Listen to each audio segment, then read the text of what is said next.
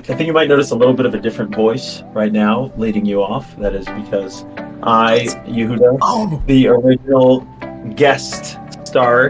You're not a guest. You're one of us. We have to be switching our whole name because of you. Don't give away our secrets.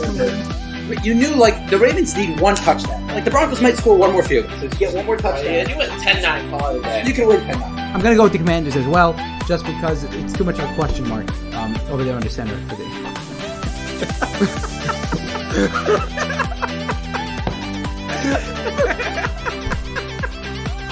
I can't believe you saw that right now.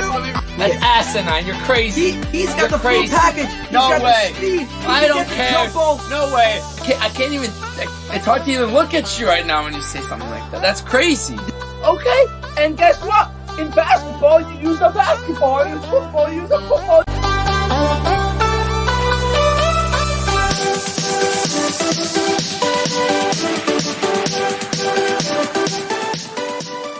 Welcome to the Rocky Meisty Show. I think you might notice.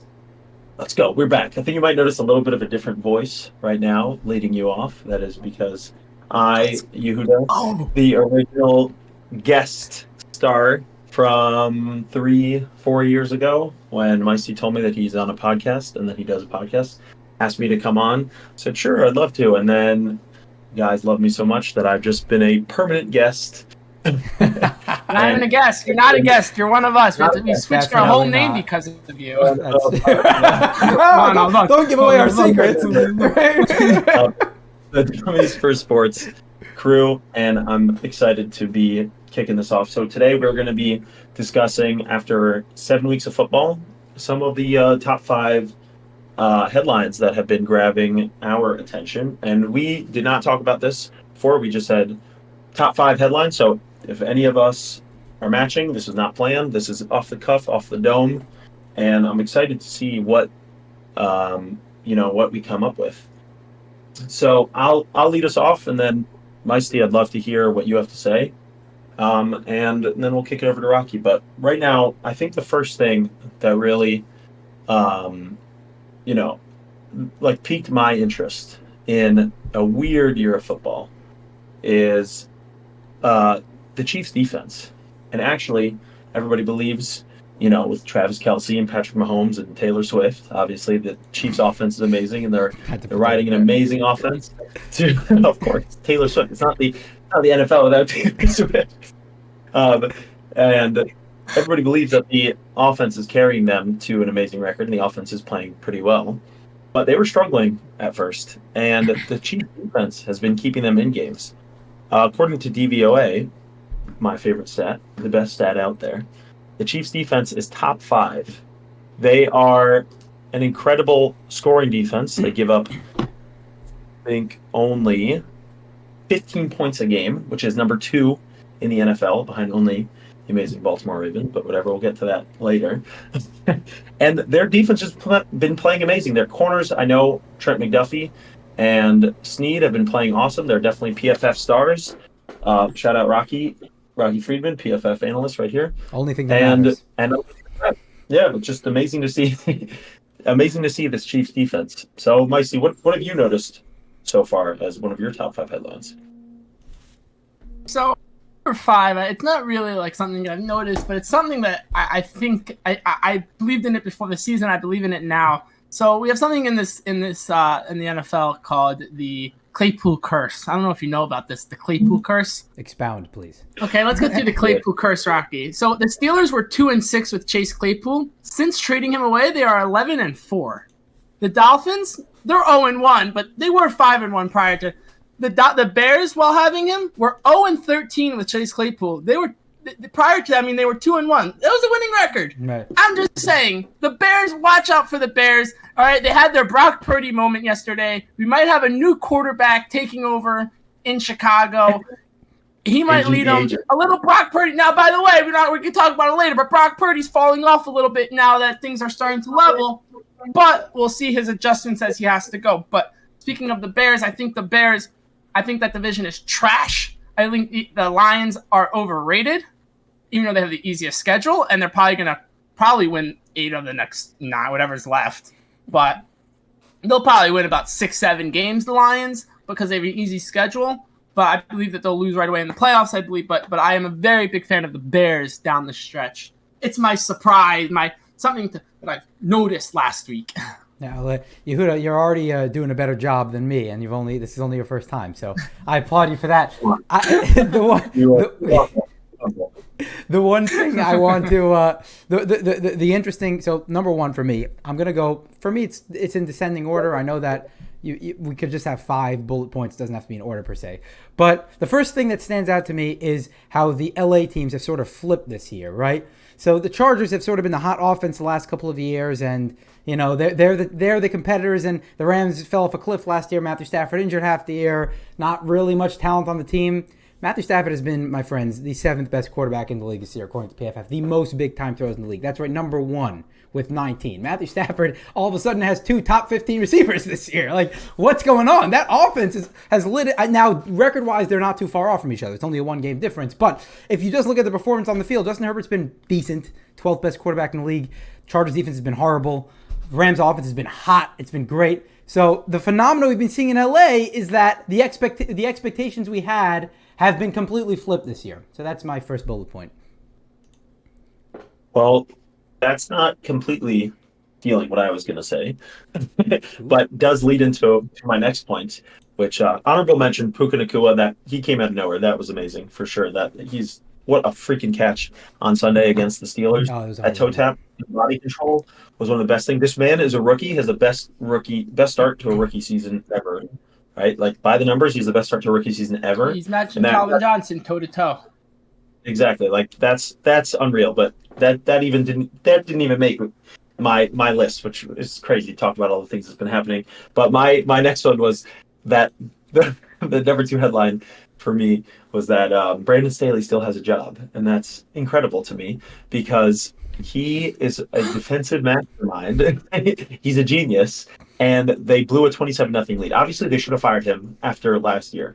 Obviously, he has an amazing roster on paper. They had Derwin James. Obviously, they lost J.C. Jackson. But Derwin James, Joey Bosa, J.C. Jackson, Khalil Mack, like this insane defense, a defensive coach, Justin Herbert on offense, Keenan Allen, and they are 29th in defense, according to DVOA. They give up the most fantasy points to quarterbacks and receivers. They are terrible on defense, and that's his specialty. And he is wasting Justin Herbert's career. I think they already missed their window because they already had to pay Justin Herbert the big bucks, and now the defense is going to get worse because they can't pay defenders. So I'm just genuinely confused and obviously this isn't even to mention all the atrocious analytical decisions that this man makes, going for it on his own 18, 4th and 1, like just.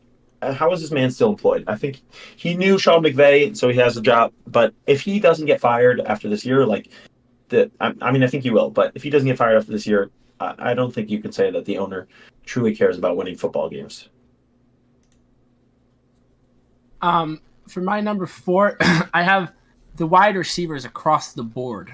All wide receivers this year. I think every it doesn't matter. If you're a wide receiver lined up on the field this year, you are having a good year. There's just every guy is out there catching the ball, very few drops. There's no Aguilar and his mishaps this year. There's no guy that's had except for the Ravens. having mishaps is what my point is here. I think all these receivers are just going crazy, especially guys like Tyreek Hill. It's just insane. The numbers that Tyreek Hill is going to hit this year are going to be nuts. As long as he's healthy, I mean, he got hurt and he still almost got 200. It's like, what? It's insane. Yeah. So number 4 is wide receivers across the board. It's interesting actually because I didn't write this in, but defenses have actually been. I think they've been catching up to the league a little bit because there have been a lot of good defenses this year, and the Browns defense is like the 9th or 10th best defense in the league. We know how good they've been, so that's how good defenses really have been this year. So it's sort of the NFL shifted into like a passing game, and now the defenses maybe were just 5 years behind, and maybe now they're starting to catch up. I'm just saying I don't know if that's the case, but so far it seems to be. Number 4, I'm very interested to see that Geno Smith's been continuing to play well. He's the 8th best passer in the league, and last year it was just 3 or 4 games I think that boosted his passing grade and his numbers. It was just 3 or 4 really good games, and everything else was just like old Geno Smith. But that hasn't been the case this year. It's just been week in and week out solid football. Throwing the ball well, seeing the field well, going through his reads, taking yards with his legs when it's there. He's just looked like a good quarterback, guys. And he's just it looks like a late career resurgence. It rarely happens, but it just looks like that's what's happening with Geno Smith. So I've been pleasantly surprised to see that. I think Gino obviously took a huge step last year, but I think he's been regressing a little bit. I don't have the numbers in front of me. I know specifically fantasy football obviously is not real football. He has not been as good. I think it's just because, like you said, he's passing the ball well, and he's not getting that second touchdown, that second passing touchdown. Like Ken Walker seems to be scoring the touchdowns for them, but they don't score. yeah, they have been playing. They seem to have switched or like. Going back to their Pete Carroll identity of solid quarterback play, run game, defense, which is working out for them. But Rocky, speaking about your point that you were saying that although the receivers have been playing well, defenses seem to be catching up. That leads exactly into my next point, which is that scoring is down. And if you are it feels like we're scoring less touchdowns. I am not seeing as many touchdowns on the touchdown montage on NFL Red Zone is because you are correct. The NFL across the league has the lowest EPA per play since 2000. Yeah. Offenses are not as efficient. That's a very big stat, very important stat that people use. Even with Miami's 70 burger, right? Or where they just absolutely embarrassed the Broncos defense. Scoring is actually still down, and defenses seem to have been catching up to and playing that cover 2 defense, catching up to this pass heavy league. So maybe running backs are more important than you thought because a good running game would would help. I love how this comes up every single The podcast. distinction I'm going to make there. The distinction I'm going to make already. You can find any guy to play well. I will say, A good running game is different than a good running back. That's different. Yeah, Right. I know. good. I know Yes, that. good. I'll say this. I don't know that it's so much the defenses as much as it is you watching these games. The clock is running. Teams want to keep the clock running. Games are moving Right. a little faster. It's not so much that it's the defenses. It's almost like the guy catches the ball down the field. They're not rushing to the line, and they're not rushed. They're catching the ball. They're getting up there, and they're just like, all right, let's take your time. Every team's just trying to get clock. Time of possession. Just how much time can we waste on this drive? No matter what. I mean, obviously late in the game it's up, but you see it in the first half, a lot of just clock racing. A lot of delay of games this year I've noticed. Yeah. I mean, people are trying to play the possession game for sure, but even in the red zone, that they seem to be doing the bend but don't break method that Meisty Yes. used against my flag football team to beat us on Sunday when we went head to head. They offenses are scoring just 53.3% on their drives from the red zone, which is the lowest rate in 11 years, and about 10% drop from the first 6 weeks since 2020. So I think defense is just getting better, and it's good. Like for a league that is so offensively driven and score points and all these penalties against the defense. Like as much as I love to see points scored, I want to see a good defensive battle. I want to see. I mean, obviously, I don't want to watch a 3-0 game, but I want to see the defense at least have a chance to play. So You don't mind a 13-10. You don't mind a 13-10 finish when it's a very good defensive battle. Yes, I agree with that's you. right. I don't know if you gave your number 3. That was Yehuda? number 3, right? The receiver. That was your number 3. the Scoring. Okay, I was just making sure you fumbled that into there. Okay, so my number 3 is the AFC North defenses. All 4 of them, okay, are in when compared to, let's say, other teams with the same record as them. The scoring against them is so little. I mean, the Ravens have so far combined have given up a total of 97 points. They're the only team sitting under 100 right now currently. I don't believe there's another team sitting 100. Right behind them is 127 the Steelers, 115 the Browns, and 127 exactly the same as the Steelers, the Bengals. They are giving up very little points this year, the AFC North defenses. The Browns last week, I played them in fantasy, and this is the only reason why I know this. They gave up 38 points last week and still scored 20 fantasy points, even though they gave up 38 real points. I was mind-boggled. And it just showed the sacks that it's just piling up. It's piling up. Yeah. And Steelers are 4-2. Rocky, we did not see that coming. We did not see that one. So it's all in these defenses. You have a very defensive-minded Mike Tomlin. You have the Browns doing their thing defensively. I mean, and the Bengals, it's shockingly that they're in last place in our division, but like they will win the division, let's be honest. And hopefully not. But the Ravens defense itself, and the Ravens defense we all know is legendary as always. But I believe the AFC North defenses this year are just, if you had like a battle of divisions, I think this defense would just destroy everyone. Miles Garrett, oh my God. Miles Garrett is on his own level this year. Oh, he is. You stole, I mean, Meisty, I was going to wait till the last one to do this one, but you stole most of my fire. That was going to be another one of mine. I mean, first of all, I had the Browns defensive fantasy last week. It was unbelievable. I actually think they played better than the score indicates, even with the turnovers, forcing 4 turnovers and a touchdown. But anyway, the fact that the Steelers and the Browns are 4-2 right now, with two of the worst offenses in football, they are ranked 29th and 30th, respectively, Browns and Steelers. Steelers 29, Browns 29, Steelers 30. And yet they're still 4-2 right now. It's really been remarkable. I mean, you mentioned the defenses have been great, but it's been Myles Garrett just comes up with huge plays. TJ Watt seems to have an impact play every game, guys. Every game. It's not just a strip sack. It's a strip sack in the fourth quarter with 5 minutes left when they need a touchdown. Down by 3 and then need to. It's ridiculous what he's been doing this year. I mean, he's a one-man wrecking crew. And TJ Watt, obviously you have Hightower and you have other pieces there, but when TJ Watt's there and he's able to create such an impact, it makes all the other solid contributors that much more important. And I think it's a very similar phenomenon in Cleveland with Myles Garrett. Like, yes, the Browns have a solid defense, a lot of talented players, but no one's that good outside of Myles Garrett. You have Myles Garrett, it just changes the whole thing, man. And you know, I think the Steelers also, no, I don't mean to interrupt you, but the Steelers, let's be honest, the Steelers' success is all because of George Pickens, no one else. Let's call it spade a spade. That's the thing. They have Calvin Austin and Deontay Johnson. Deontay Johnson's played 66 snaps this year. Calvin Austin's been just decent. I mean, they don't really have many weapons. He just got off the IR. Right, 66 snaps. That's what I'm saying. That's what I'm saying. 6 weeks, you barely had Deontay Johnson. You had Calvin Austin as your number 2. Allen Robinson hasn't done much. I mean, what are you...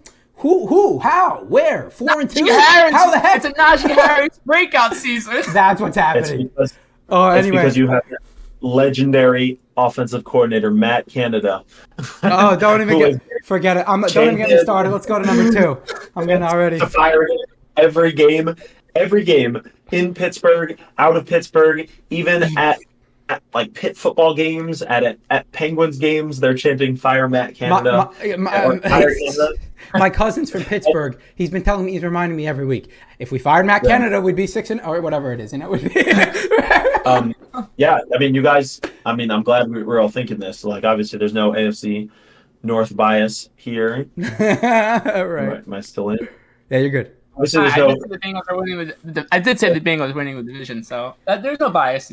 Ravens, but yeah, you guys. That was my next one. Was Steelers winning record. I have no idea how they're doing it, but the atrocious offense, and they complete. And Kenny Pickett's playing terrible. They have like these random big pass plays at the end, or he just wakes up and they beat the Ravens. Like that Ravens game, that was the most obvious Ravens loss ever. Let's be honest. Like the Ravens are all up, all their guys are coming back healthy. The Steelers are missing Cam Hayward, they're missing Deontay Johnson, missing all their guys. They're on the downward spiral. Steelers win, of course. But yeah, we covered all that. So that was. There are only 2 teams in the league, and this is just on about the Steelers. There are only 2 teams in the league scoring less points so far combined this season than the Pittsburgh Steelers. One is the Bengals. The other one is the Giants. There are a couple teams that have the same amount as them at 103, but they are literally the only team. And the Bengals are going to score more points than the Giants. Good stat. But even though they're 5-2, that's just showing you where they're holding. Every game they're holding. They're holding in the game. Yeah. Every game. Agreed. My number 2 is Tua Tagovailoa. That man, I thought he would be his fingers up again, looking dazed, looking for retirement homes. I mean, I really thought Tua was on his way. I don't mean to say this like in a negative. I mean, like, I really thought Tua was done. I didn't believe in Tua. I believe in his brother to help Maryland maybe a little bit, but not him. Of course. But let's be honest. And we all talked a little bit like, oh, it's so easy. You just dump it off to Tyreek Hill. You dump it off to – well, the guy leads the league in 10 yards per attempt by a long shot. I mean, he's 9.1 to Kirk Cousins is 7.4, I think. Or sorry, Mahomes maybe is a 7.6. I mean, even Brock Purdy's a little high too, but Tua is just running away with the MVP, even though he's, by the way, overrated team because they've played no one with the 500. They beat no one with the 500 record yet. They have an easy schedule, and they're still going to lose games somehow that they should win. But it is one of the most exciting things to watch is Miami football. When Tua gets the ball, you have no clue if he's going to be the most absurd play ever or just, hey, where's Tyreek Hill? Let me figure this out. And he flings it. I mean, it's exciting to watch. Miami football is exciting. I was so happy when they destroyed Denver that way. I mean, That was crazy. F Sean Payton type of way. It was a real like, hey, welcome to the new football, Sean Payton. You're an old school guy. Get out. Pass you by. League pass you by. Yep. Yeah, I think the another potential MVP candidate is one we'll all talk about next probably. But my number two I'm going to discuss is actually Bryce Young. Listen, I didn't per se expect him to be great out of the gate, but he's been horrible, guys. 32nd ranked quarterback in the league. Again, for all those counting, how many starting quarterbacks are there in the league? There are 32. That is correct. So he is, and yes, I was looking it up just to make sure he was behind all starting quarterbacks. I'm pretty sure he's behind every single starting quarterback in the league, or every single guy that qualifies. He's behind Anthony Richardson, for example, technically, if you want to count him as starting quarterback. So, he's behind every single starting quarterback. He's a 51 offensive grade. He has only 5 big-time throws in the entire year. He ranks 34th in average depth of target. I mean, and listen, yes, granted, the Panthers don't have the best receiving core, but Thielen's been playing really well this year. And when you have DJ Chark and you have Jonathan Mingo there, it's not a horrible receiving core. Don't get me wrong. I mean, the fact he doesn't have an excuse to play this poorly. So I've just been very unimpressed with him and very surprised with how poorly he's been playing as probably the top prospect in the draft. Well, Yeah. Just to intervene there, I mean, first of all, I think they're ranked number 32 offensive line. Are they not? I mean, that's definitely. They don't have a great supporting cast. Don't get me wrong. They're ranked 27th. They're currently ranked as 27th offensive line. That does not look pretty. No matter, if you're a young quarterback, it doesn't work. I mean, only Joe Burrow took a bad offensive line and was that good, and that's because he's Joe Burrow. Right. You can't expect anyone. I mean, you really can't. It's not a great situation. But I understand where you're. It's not a great situation. Yeah, that's usually what happens with first overall picks is that they go to terrible teams, and that's why they get the first overall pick, even though it wasn't great. Wow. He is playing very poorly, and unfortunately the O-line and so injured and like no defense now with all the injuries and no supporting cast. But we gotta finish up fast because I know Rocky's got to be somewhere. So let's all give our last one very quickly. And I think the most surprising thing to me is definitely the Bills' struggles. They are 4-3, and this was definitely reaffirmed by their Sunday loss to McCorkle Jones and the Patriots. I know it's a road game. I know it's a divisional game. I know it's Bill Belichick, but the Patriots have been atrocious this year. A terrible offense. Lots of injuries on defense. You have Josh Allen. You have the top 3 offense in DVOA, and they just come out flat. I don't know what they're doing. Their run game, James Cook is taking a step up, but he's not like taking like that huge leap. Like to have Latavius Murray playing actual snaps, like I don't know. And Diggs is amazing. Josh Allen's amazing, but like sometimes he just makes these boneheaded plays, these Lamar red zone picks that I like to call them. And they're 4-3. Like they might lose the division. They might have to go on the road in the playoffs, and the Dolphins might win the division. It's crazy to me. I cannot believe that they lost that game. Yeah, I at halftime I was like, "There's no way they lose this game." Yeah, agreed. There's no chance. There's no chance they lose the game here. I would. Yes, that was very shocking. By the way, going real quickly back on the Steelers, the Steelers' offense is ranked 30th or 20. Yes, 30th. Yeah, 20. So Steelers are really. I mean, it's really shocking. Anyway, my number one, and I have to. This is me. Listen, sometimes I say things on this podcast that are crazy, but they end up being correct. And sometimes I think things that are so absurd and crazy, and I'm just so wrong. And here's the time I am so wrong. So it has to be my number one. The Atlanta Falcons have surprised me more than any team this year. Okay, I dug, and I said the Falcons might not win a game this year. They are trash. Desmond Ridder is trash, and he's still trash, by the way. I will still hold by that Desmond Ridder is. He probably should be ranked 32, but they're getting wins, so he's not 32. But he is literally the worst quarterback I've ever seen. He's not even a quarterback. He's worse than Lamar's first year. So, but the Atlanta Falcons running game, first of all, screw the Falcons for not announcing Bijan Robinson. It's sick. I don't know what that was. They didn't tell us. Classic Falcons. That's a fine right Classic there. Falcons. Yeah. But the Falcons have literally surprised me across the board. They have an easy schedule down the stretch. They should win games down the stretch. Their division is garbage. They can go win 8-9 games this year. Should win the division like that. That should be enough to win the division. Falcons are going to the playoffs, baby. Well, now that we're making confessions, I mean, this is a big confession. This is a big one I got to make too. I mean, so many things about the Ravens are surprising me this year. Just starting off the top, Lamar's been playing out of his mind. I did not expect that. I said so many times in the offseason. Don't sign him, don't sign him, don't sign him. He has been proving me wrong every week. I think since week 3, he's been literally perfect other than 2 late game. You mentioned Yehuda. I mean, when he does turn the ball over, it's in the worst situations. Like, what are you doing? But if you take away those 2 late game turnovers, he's been almost perfect, guys. I mean, he's been top 5 in big time throws. He's been sitting in the pocket. He's been scanning his options. He's just been sitting in the teeth of the defense and delivering dimes left and right. Okay, 1 second, guys. Okay, you hear an echo now? Hear an echo now?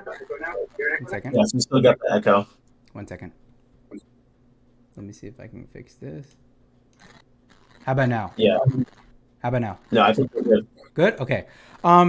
Let's continue talking. Let's see how it works. Blah, blah, blah, blah, blah, blah, blah. Okay, I think we're good. Okay, anyway. So, yeah, I mean, he's just been delivering absolute dimes, guys. Like, I've never seen... I think since week 3, he's been better than he was in 2019. Like, that's how good he's been. And he's been running efficiently as he always does. So this has been a really incredibly surprising run for Lamar Jackson. He's been the best quarterback in football as far as I'm concerned since the beginning of the year. And the defense has just been a top 5 this year. I mean, I did not expect that. I said they're going to have struggles. They're going to start the year. They could lose 3 of the first 4 games without Marlon Humphrey. The truth is they did have their struggle in the first 3 weeks of the season. But since then, I mean, the whole team's been fantastic. The Ravens have been way better than I thought they'd been. The whole team. And Lamar's been amazing. The defense has been amazing. Let's hope it continues. That's all I have to say. I see quick MVP pick so far through 7 weeks. Tua, but Jalen Hurts will win MVP. Rocky, you go. It's gonna be Mahomes again. It's gonna be Mahomes again. All right, I will say it would be a 4-way tie between Tua, Mahomes, Lamar, and those are the Tua, guys. Mahomes and Hurts. Yeah, exactly. I can't pick right now, so whoever separates will win. But thank you guys so much for joining us. Don't forget to subscribe. Don't forget to listen to our podcast on Spotify, wherever you find your podcasts, and gotta go bye.